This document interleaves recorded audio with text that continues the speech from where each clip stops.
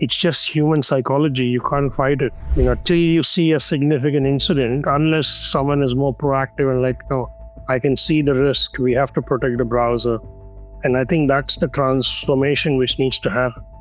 Like 5-10 years ago, like if I said you need a security operations center to my clients, they're like, why? Generative AI came into existence. Then I started seeing a vision that there's a clear pathway for autonomous security and compliance into the future.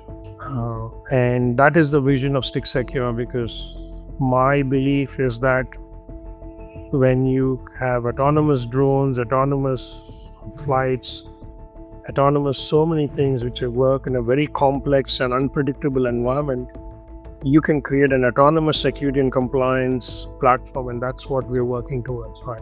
What drove you as a teenager to start a software company, and what did those early years teach you about building businesses? The journey started because of a failure.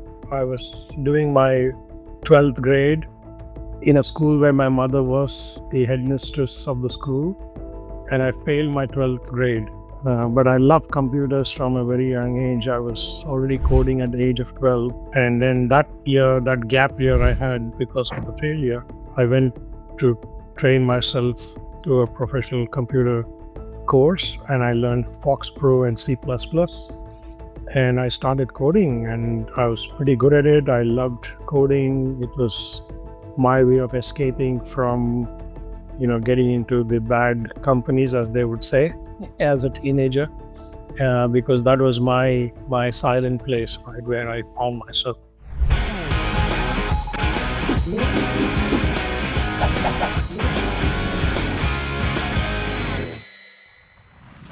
Today's guest started his first company at 16 years old and hasn't stopped building since. Ajay Unni founded StickmanCyber in Sydney nearly 2 decades ago, pioneered cybersecurity-as-a-service in Australia, and just finished his 3-year term as vice chairman of the Crest ANZ board. With experience both as a founder and with large companies, I'm excited to hear from him. Welcome to the show, Ajay. Well, let's talk about your origin story a little bit, and and what you've been doing as an entrepreneur. And so let's start with your career journey, so listeners can get to know you. I know you started your career when you were just 16, and then you founded your own company, and grew it to over 100 people before exiting. What drove you as a teenager to start a software company, and what did those early years teach you about building businesses? I'm very fond of the story now, not when I was 16, because the journey started because of a failure. I was doing my 12th grade in a school where my mother was the headmistress of the school, and I failed my 12th grade, and I lost a year because of that, right? So I was this completely lost teenager who technically failed his 12th grade. But I loved computers from a very young age. I was already coding at the age of 12, coding in BASIC and COBOL in those days. And then that gap year I had because of the failure, I went to train myself to a professional computer course, and I learned Fox Pro and C++. And I started coding, and I was pretty good at it. I loved coding. It was my way of escaping from getting into the bad companies, as they would say, as a teenager, because that was my silent place, right, where I found myself. I became pretty good at coding, and the word got around, and a friend of mine sold a computer to a nearby college. And this is the funny part of the story. And the college principal said, "Oh, thanks for getting the computer. Can you build the software?" Which he needed a software to be built to print exam report cards for 11th and 12th grade students in that college. So the friend says, "Oh, we don't build software." So he says, "That's fine. Go find me somebody who can build the software." So that college was literally half a kilometer away from my house. So this friend drives up to my house and says, "Hey, I know you code quite well. Do you want to build this for this college?"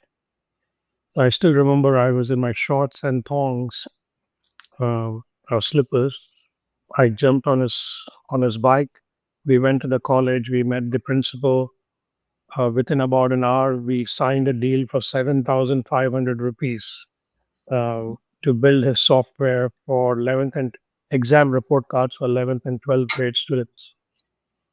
About a week later, I built the software. In those days, we used to have the dot matrix printers, and we had to print it at the exact point in the exam card.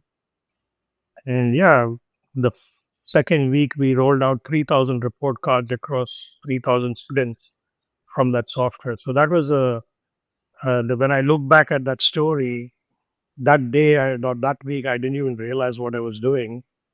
That basically became the rest of my career. So I was a 12th grade failure who built a software for exam report cards for 11th and 12th grade students. And that's the irony of the story. And that's where my career actually kind of launched.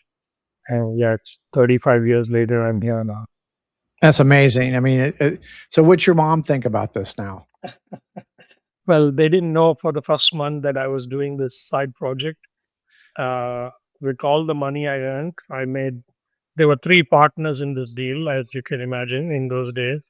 So out of the 7,500 rupees, I think I got 2,300. It was split equally. And though I did all the work, but that's okay.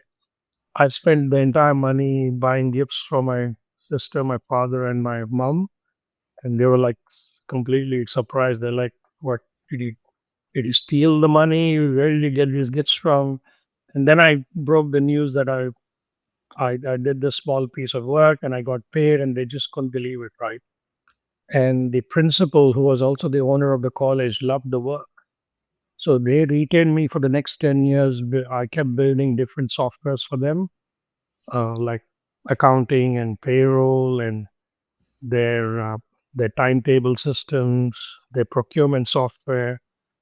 And his chartered accountant got wind of me and he was like, oh, this is pretty cool. So he kind of became my sales agent. Uh, Never really took any money out of me or anything, but he just introduced me to all his clients. And then I started building software for hundreds of other companies just through one channel. So, so that's Yeah, what really happened. that's an amazing story. I think that I remember, many years ago. I mean, that today we have software all over the place. I mean, you can go and find 3 different accounting systems or 10 or 20 or whatever. But back in the late 80s and early 90s, well, especially the late 80s, there wasn't that much software. A lot of software was custom written back then. And today we have like SaaS applications that come up all the time. We just have so many options.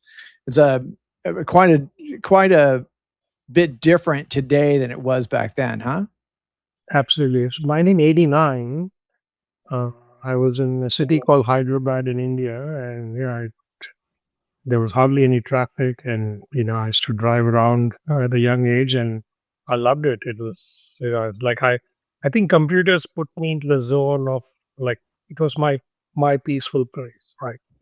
I would just go into coding, and that's it, right? I would just code and get out of it, and yeah, and then I didn't realize that I'll create a company and I'll hire people, and it all just unfolded itself, right? So I had no professional training as an employee or a manager. I just figured things out as I went. So Yeah, I think that the other I mean, I've been talking to some folks about career paths and how people get into technology today is quite a bit different than how I got into technology and how you got into technology.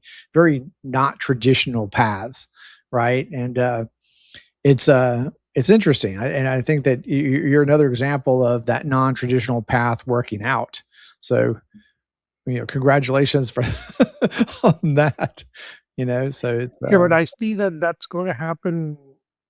There'll be more of these opportunities with AI now, assisting humans to because now intelligence is available, Mhm. mostly freely available, right? Accessible, and anybody with an idea can use AI to create a complete new career pathway, which standard education would not have been able to provide to them. Agreed. And, Agreed. and mine was all happenstance. I failed. I was sitting at home. Some people thought, I was useless and I would not never do anything in my life. And I don't know, it was just an instinct thing. And I love computers. And my sister taught at a computer institute. So they put me into the same institute where I studied. And I just love computers and I still love them. So, and yeah, I'm the same way. I got my first computer in like 19 my first one in 84. And then but I was using a friend of mine's computer across the street from me that grew up across the street from me like in 1982. And yeah, I just fell in love with computing and technology and still, so many years later I feel, neck deep in technology. I just it it energizes me to get involved with computers and doing things with them and learning something else. And AI has been very exciting too, I think. So it's definitely been very fulfilling personally for me.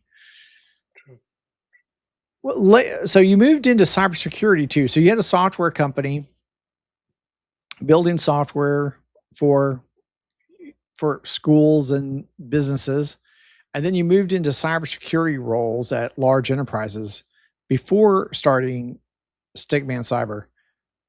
Tell us about that journey where you went from doing services and then moving into a big organization to do cybersecurity.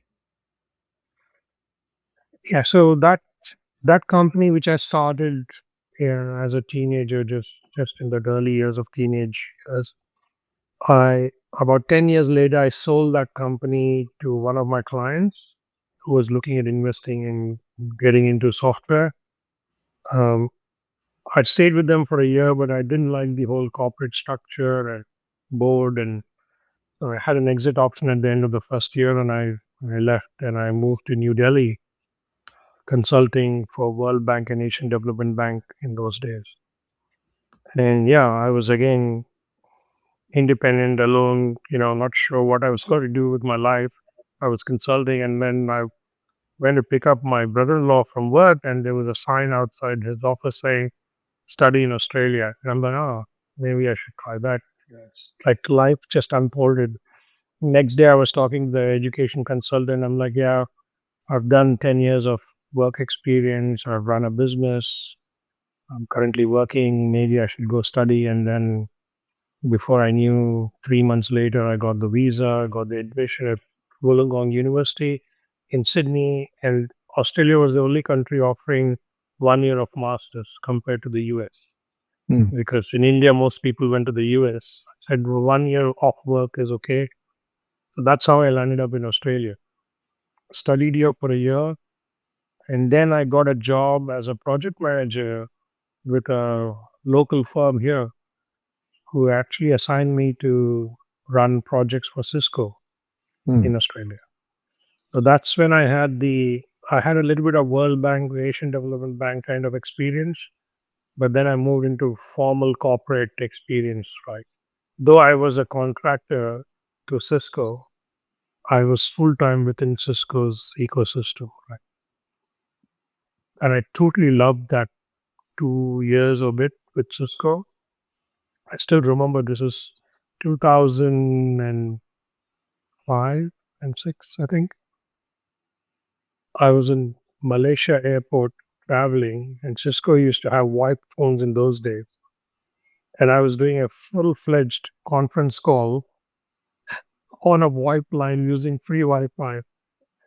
Incredible. The level of technology they had, 20 years ago was significantly more exciting, in those days for us, right? And I could work from anywhere. It was absolutely fantastic, the 2 years. And I was part of the advanced services team for Cisco. And we did some really cool stuff in those days. And then I think the entrepreneurial bug caught on to me back again, and I said I should go start something on my own.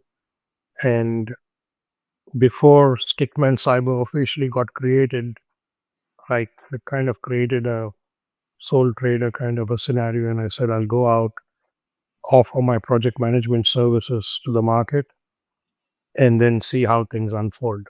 All right. Mm.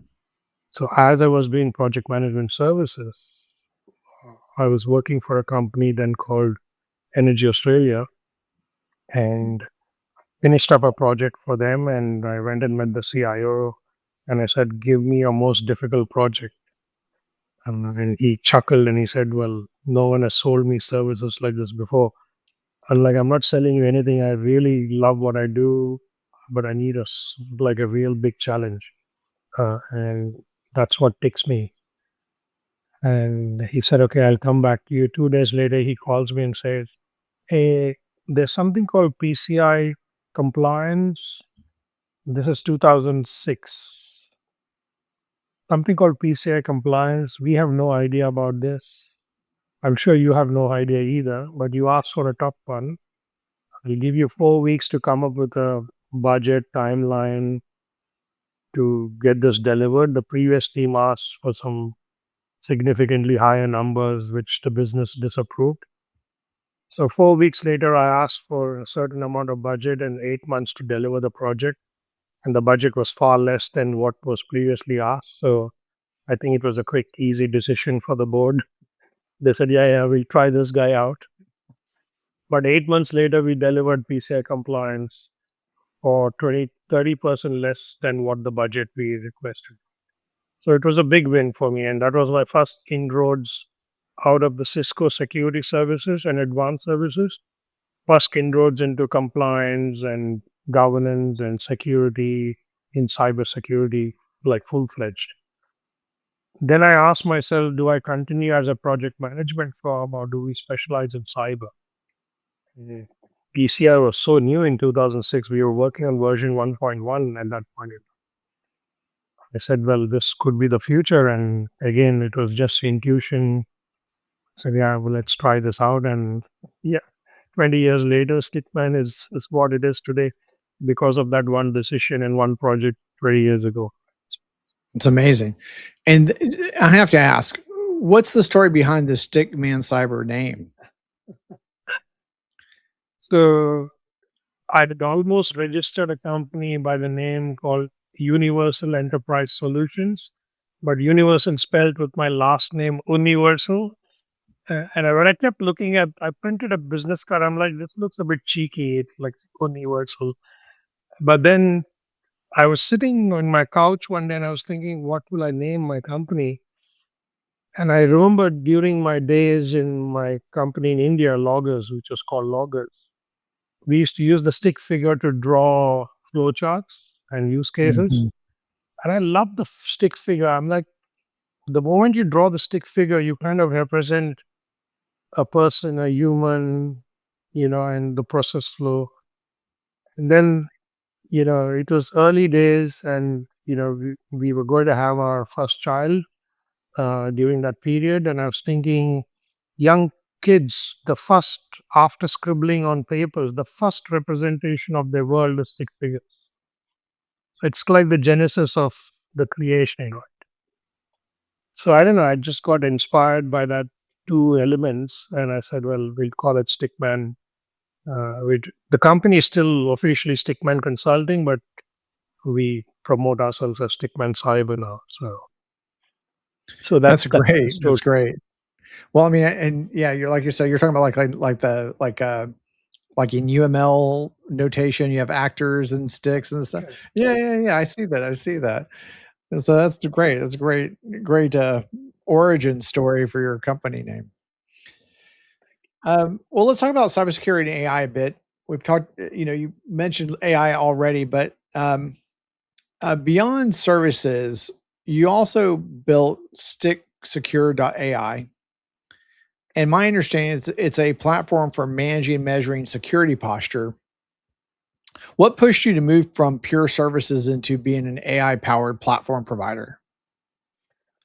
So about 6 to 8 years ago, we kind of started pioneering in that cybersecurity as a service model. So Mhm. we found a gap in the industry that customers get an assessment at one point in a year, then they do a pen test, then they do maybe some other service. Then they end up needing a SOC. Then they need training and phishing simulation. And security was kind of becoming, I need this, so I do this. I need that, so I do this. Kind And of transactional, right? transactional, right? And then Mhm. some customers came to me and said, Ajay, we can't afford a security person. If you hire one, can I use them for like 1 day a week? And you give them the rest 3 weeks, you give them to another client. But this is one of the first early conversations. Another client came to me and said, Ajay, this is very frustrating. You keep giving me quotes, but I get 6 quotes throughout a year. I sign them off. Why can't you bundle everything and offer a cybersecurity officer along with it?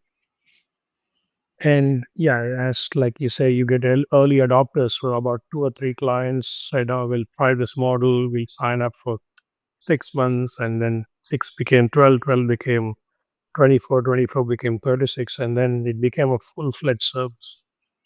So cyber as a service, essentially became 80% of our revenue. Even today, we are 80% of our revenue comes out of cybersecurity as a service. 20% is still project based or transactional, as you say. But during that period, about 4 years ago, so Stick Secure story is also funny in a sense that Stick Secure was registered almost 16 years ago. So 16 years ago, I had this vision that, there will be a day, there will be a security consultant sitting behind a screen and in offering cybersecurity services to hundreds of customers. Because if 16 years ago, I said, well, you don't need somebody full time on site. Large company is different, obviously, but the majority of the world is built of small companies or mid-sized companies. They would never need a full time or can't afford a full time security officer. Even if they can afford, they would not need a full time person, right? So the concept of Stick Secure in the early days was to create a platform where we perform assessments. But I've had multiple failures. So Stick Secure was a failure 16 years ago. I had 2 or 3 tries to it, raised some capital, lost a lot of money to that process. So I kind of put that to bed. But 4 years ago, we again reinvigorated that whole Stick Secure thing. Luckily, the domain existed. And then, yeah, we said we recreate Stick Secure for cybersecurity as a service because we kind of understood the model now, how it is delivered manually. And we said, can we build that in a more structured manner? Again, I had 2 failures through that process. So, but the last 2 years has been amazing where we actually I moved away from StickmanCyber for 6 to 8 months and then focused on Stick Secure, built it up. We signed our first enterprise client just a couple of weeks ago. And in that 2.5 years of the existence of Stick Secure, when obviously, generative AI came into existence, then I started seeing a vision that there's a there's a clear pathway for autonomous security and compliance into the future. Mm. And that is the vision of Stick Secure because my belief is that when you have autonomous drones, autonomous flights, autonomous so many things which work in a very complex and unpredictable environment, you can create an autonomous security and compliance platform. And that's what we're working towards, right? So it's like goal setting. You set a goal that I want to be ISO compliant and certified by September 2027. And then it works out your entire plan right to the beginning to the end, and then it just executes. Obviously, they would need some human intervention to make sure the process is working fine, Sure. like a robotic factory, right? Cars are built on robotic factories and stuff. So same concept, but for security and compliance, fully autonomous, right? So that's the future I'm envisaging, and yeah, hopefully we can build it and have something similar. Yeah. Well, I mean, as long as there's people in the organization for you to move them along that compliance journey, you're going to have people that are doing trainings, and they're going to have to, um, um, be they're going to have to interact with systems that that are being secured or out of compliance, and you need to move into compliance. So you're always going to have this human element to it. So, but yeah. So, so you're saying but the idea is that you're going to try to do as much as possible with agents rather than people doing the compliance activities on the at least the compliance journey part of it. Sounds like. Correct. So Okay, today we cool. can complete an ISO assessment for a mid-market company, assuming they're completely on the cloud, within, if I put a very high processor GPU, within 4 to 5 minutes, I can complete a full ISO assessment, gap assessment across 143 controls. Some controls, obviously, you have to manually check, like physical and Right. stuff. But even the physical one, I'm saying in the future, if you have connection into their video system, logs of the video, biometrics, we can automate that too. On a low GPU, we can do the same activity in about 2 to 3 hours compared to 4 to 6 weeks to do an ISO assessment. Right. Right. Well, when you It's were significant saving of time. yeah, I was remembering when in like 2018 and going through PCI audits, at a 30,000 person company, right, with a bunch of developers all over the place. It took us about a year to get through PCI, and most of it was gathering evidence, reviewing the evidence, clarifying the evidence. What did we have? Getting things remediated, those kinds of things. And this whole process took like a year, almost a year to get done with humans. But if there was enough automation and pulling of data and telemetry and evidence that you could gather on your own, you could do it much faster, right? I mean, the hard part is changing systems that are out of compliance, putting them back into compliance. But depending on what it is that you're working on, uh, it maybe, yeah. So I mean, for sure, a computer's going to do it faster, especially if it could just pull the telemetry and its evidence on its own, right? But yeah, you're saying I like, think the world will move towards autonomous, continuous compliance, continuous monitoring. Everything has to be continuous. It's not a the point in time security assessments will die. It'll die its own. You'll still need it for regulatory reasons, but point in time is also will be real time point in time, meaning it'll I be like agree. Yeah, I agree. I agree. I mean, I think that for the since 2018, I know that in my programs, I've been trying to get to continuous compliance, and what I mean by that was at the time was being able to check all my controls every 30 days and understanding where it is, right? What's the status? Am I still on track?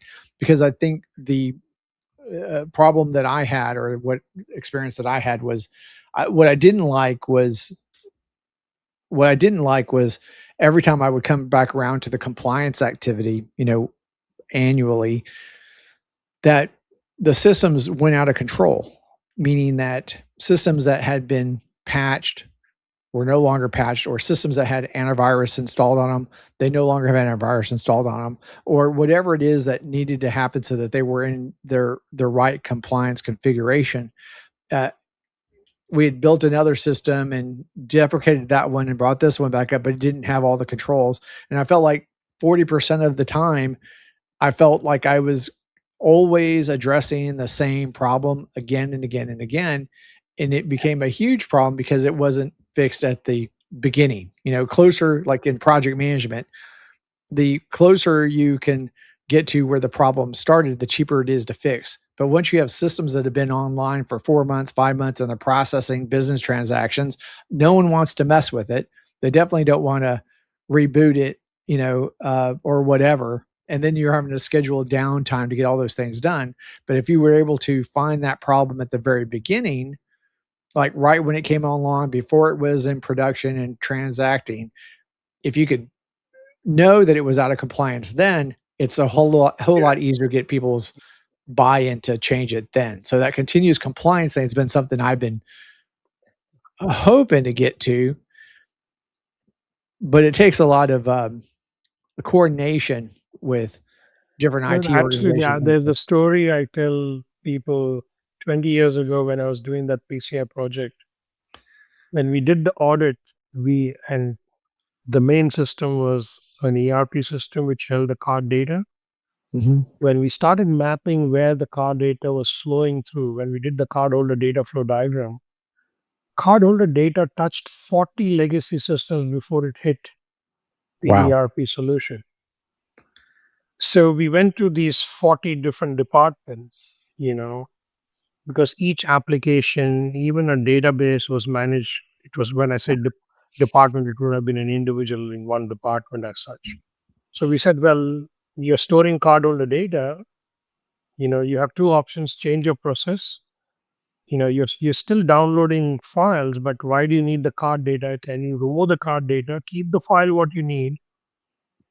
The card data will directly be sent from the source to the destination. They're like, oh, no, no, no, we can't change our processes. I said, fine. Then I opened like a list of 50 controls. I'm like, Yep. can you get this done in 4 weeks? I'll see you in 4 weeks. And he's like, who's going to pay for it? I'm like, that's for the business to decide. Go ask the business owner of that application that now, because you're storing cardholder data, you need to be compliant. And within 4 weeks, we were able to reroute.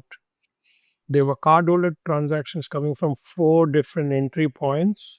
We eliminated almost 38 systems, and the data came straight into the ERP system, which kind of significantly reduced that cost Yeah, and the risk to the and business. Yeah. and the risk to the business. Right? Mhm. There was some other data which was still being stored. Like, you don't need this data because somebody was lazy to just truncate that file, and it's like just send everything. Right? So in 20, 30 years ago, there was no concept of privacy and compliance and Mhm. data sensitivity, and just you build applications and you just put it out. But I feel the same thing is now getting recreated with SaaS applications. I And agree. it's The sucking up data so much sprawl. of data from everywhere. Well, I You're mean, going to have a just so completely different problem. yeah, absolutely, and, I sometimes I remember the old days where I had my own data center and I knew what was coming in and out of it, and I had my private office and, everything was just right there, and if I was gonna install an application, I had to go buy hardware, stick it into the data center, and rack and stack it, and it would take months and months, 8 months to roll out an application, and gave me plenty of time to do whatever I needed to do from a security perspective. Um, but today it just seems like today it's just so fast, and it's not IT that's buying things. It's users are just logging into SaaS applications and starting to bring their data to those systems. And so you have the shadow IT, shadow SaaS, and the data sprawl that kind of comes with it. It's it's a problem. It's problematic. And the funny part is there's AI attached to almost every system now. We Yes. have no control over what data it is consuming and how it is using for the future, right? And where it Mhm. may leak that data down the track. So putting those guardrails around AI is so critical, and it kind of sometimes freaks me out because we've gone through the whole AI process of building our own AI model, Mhm. training models and stuff. And I'm like, if this is the level for a small company like us, it has taken us almost a year and a half to build that AI training model. These large companies, for them to offer large language models, which you throw any question to because our model is very specific for cyber, and I know what the Mhm. pain we went through to create that. But I'm like, just not the pain, but also the level of input and data you need to give it to make it really intelligent. Large companies are probably ingesting, and that's what's happening right now. The cost of data centers is to run an AI model, a large language model, is just going to become skyrocket. And, Yeah. it's going to be quite a challenging few years for us as Yeah. we figure this out. Yeah, I definitely think there's two shadow SaaS apps. I think is an issue. I think browsers and how we access them are an issue. I think how people and users are using AI in browsers connecting to SaaS apps that have that have AI on the back end. I think this is creating and a lot of times I think users are also they're not buying the product. They're kind of getting into it at a free tier where they don't exactly have the rights to how their data is going to be used, right? They don't have an enterprise agreement, securing their data. And I think those are creating a lot of potential risks and for businesses that we didn't really have 15 years ago, 10, 15 years ago. And I think, and I guess from your experience with advising clients on the browser side, how aware do you think they are about the browser being an attack surface? That you have this complex application that's accessing all these SaaS apps and you can't inspect what's going in and out of it very well. And their users are moving around to different SaaS apps. Do you think that your clients are aware of the browser as an attack surface? Or do they I think of think it the as an attack awareness is, surface? yeah, unfortunately, the awareness is very low, right? I Mm. think the issue is the early browsers were, you had to pay for a browser in the early days, Netscape and stuff. Microsoft obviously had this brilliant idea that we'll roll out a free browser along with every computer. So I think in the mind of the user, browser is a free tool, Mhm. right? I don't have to pay for it. And that's where the whole issue is, right? Now they realize I'll have to pay for an endpoint detection and response tool. I have to pay for a SIEM source SOC solution. I have to pay for training and phishing simulation. Now I'd also pay for a full-fledged browser plugin to secure my browser. Google has its, enterprise premium. And I'm not sure about Edge, but Edge probably has something similar in the E-file license. But you see, the whole shift of a paid browser is going to be like, I feel it will be an uphill battle, right?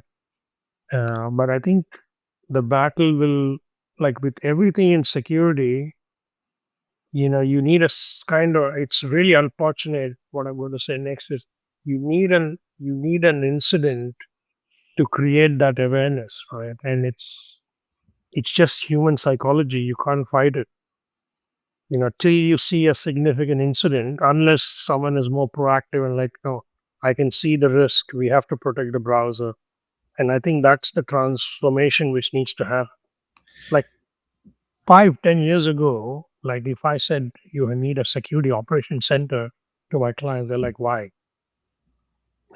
Yeah, absolutely. Today I we mean, today clients come and say we need a SecOps and a security operations center.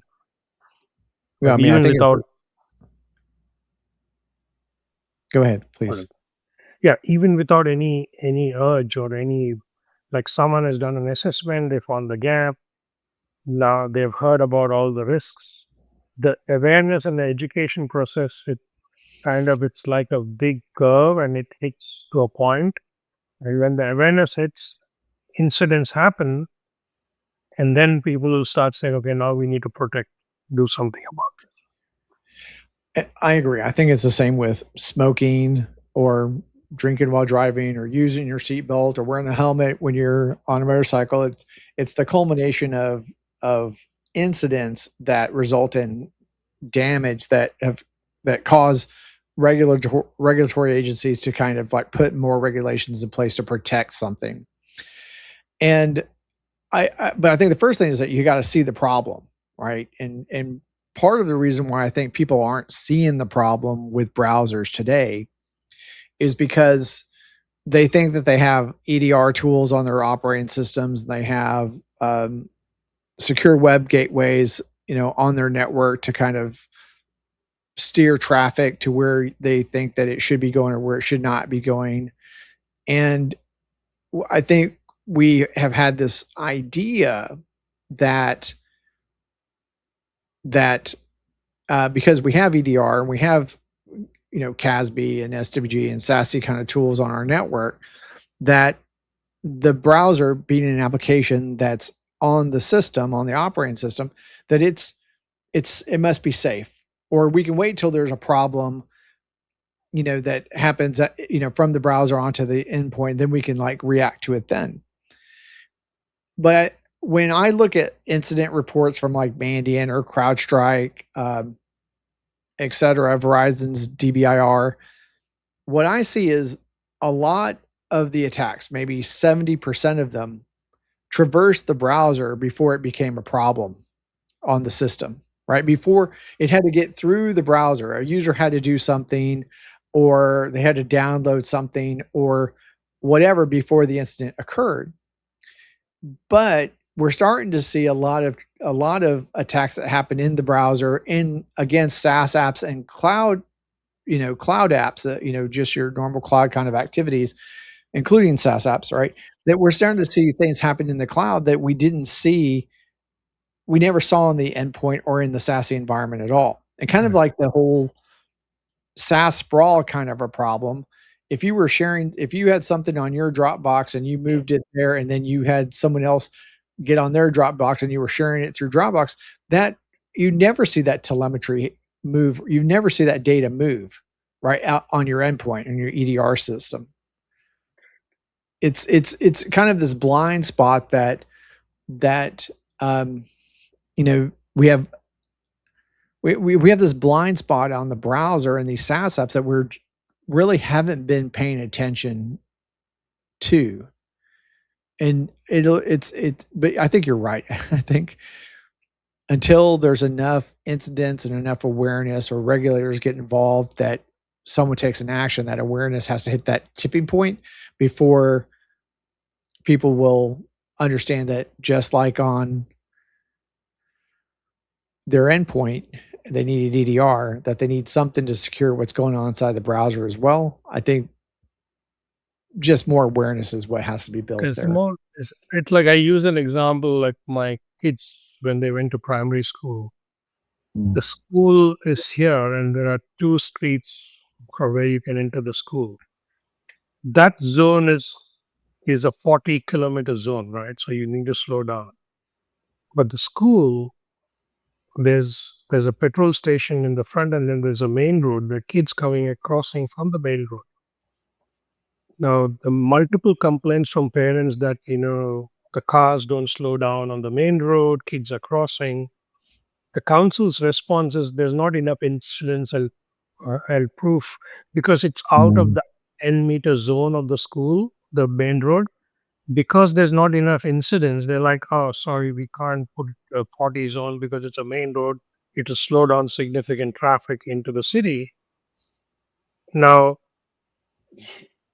how do you explain this? You want a kid to, meet an accident for you to take that action?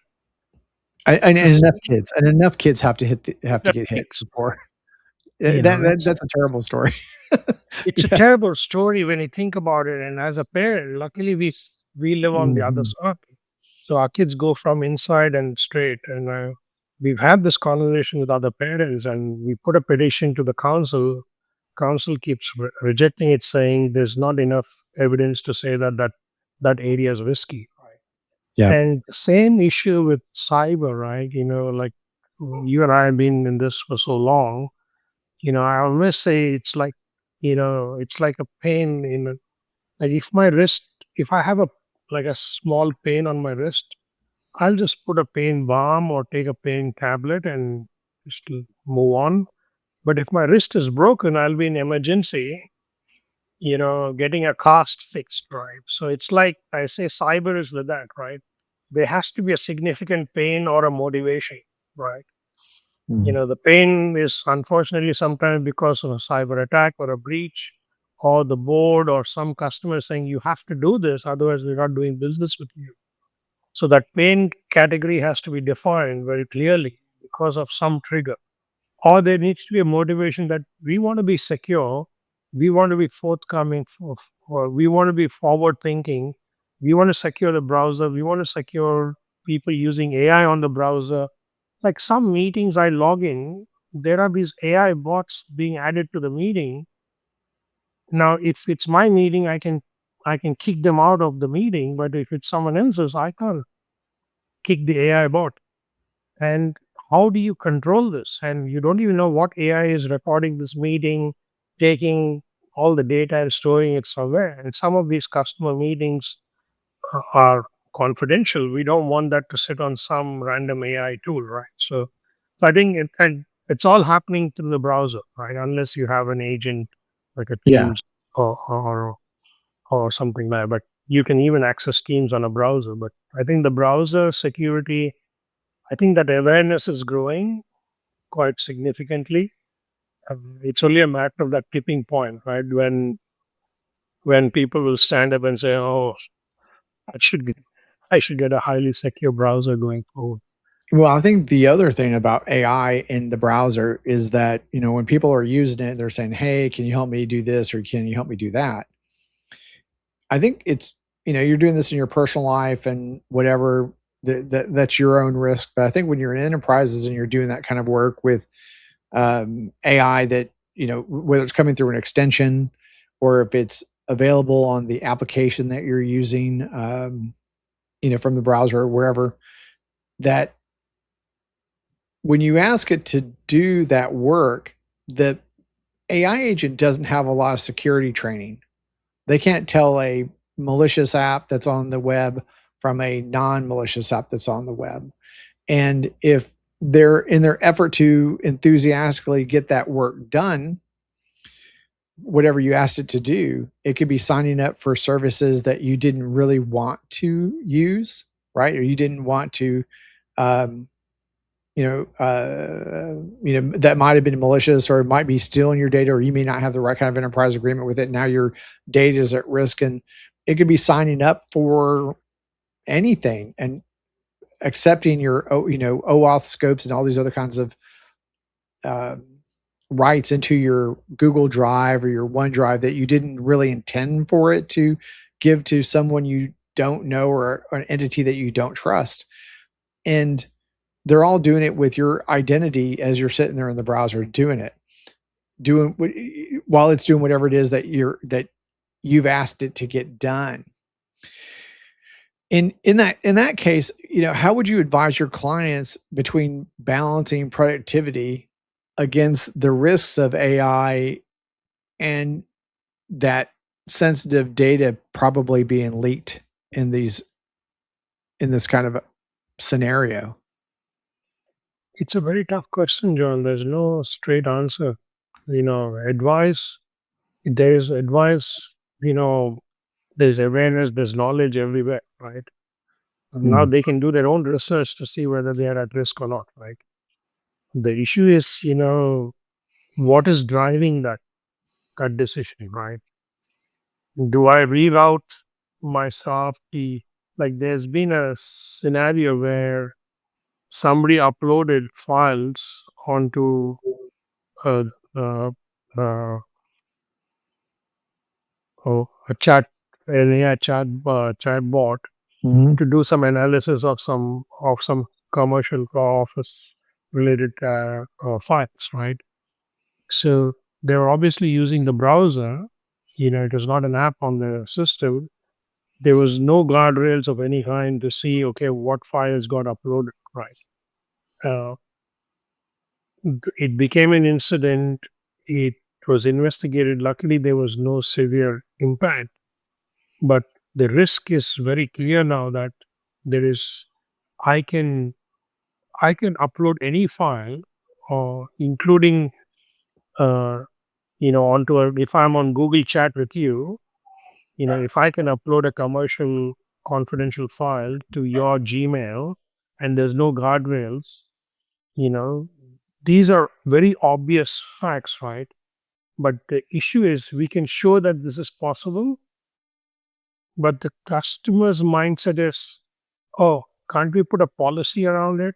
Yeah, but you can do a policy, you can train people not to do it, but you need a control.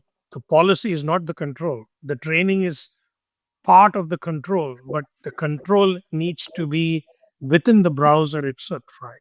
That's the bit. And when there's an element of cost associated to it, then this cost benefit analysis, why do we need it, how risky it is, that is the bit which needs to be kind of built upon, right, to build that education. Because it's like, the doctor says, Ajay, you're high risk for heart attack, and I'm like, yeah, sure, man.